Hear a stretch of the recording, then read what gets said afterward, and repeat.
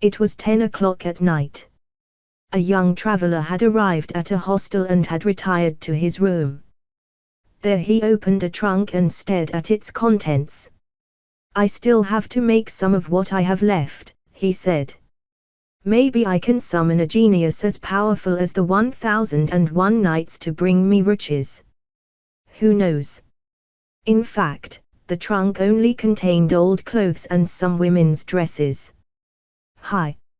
It's 10 o'clock, said the young man suddenly. "I have to hurry, do not close the store." Quickly, the young man dressed, took shelter and went out into the street. He walked to the only open trade in the city. In front of the window, the young man saw the merchant doing accounts by candlelight and talking to himself. "We must see how it is possible to turn a shilling into a million. The secret is to put the money well. What a good week this is. The £200 lent to me 10 years ago by Thomas Evans have yielded excellent fruit. And as the fool lost my note, I did not have to give them back. Neither did his son and heir, George Evans, even though he claimed them. Come with the promissory note and I will honor my signature," I told the young man who squandered his father's fortune and had to devote himself to the theater in order to survive. That was the merchant when the young man entered the store. "To serve you, Mr. Benson," he said. "I'm glad it has not closed yet. I want to buy that furniture with drawers that has there to give it to my aunt. That old piece of furniture I bought from the heirs of Farmer Merriwood, who said he had been in the family for at least 2 centuries, Mr. Benson said. I can sell it for £2. "All right, I will not haggle," said the young man. "I only ask him to make me a receipt and to take him this evening to my aunt's house, who lives in the suburb, with everything contained in the closet. You never know what these old furniture can contain." The merchant accepted, and that same night he took the cabinet to the address indicated. When she arrived, an old woman opened the door and picked up the furniture, giving a tip to the merchant, who became so happy.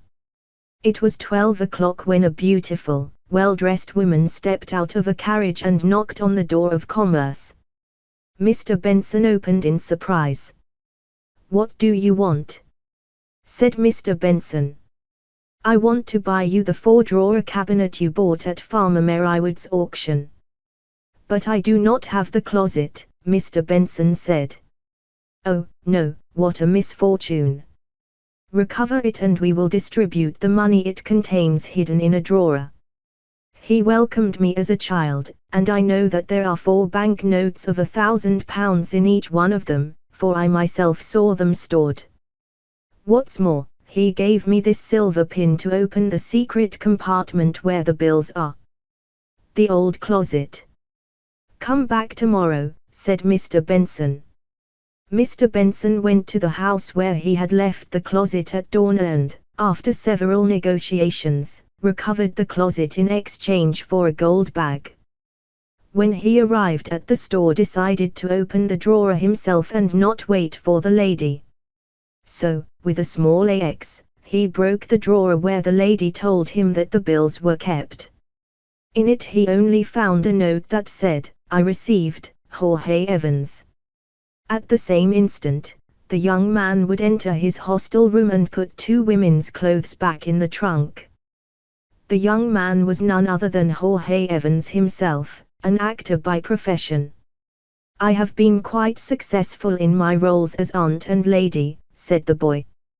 "Discounting what has cost me the hostel, the rent of the house of my supposed aunt, carriage, furniture and tip, I still have the £200 that my father lent to that usurer plus the interests of all these years. May the conscience of my debtor be as calm as mine."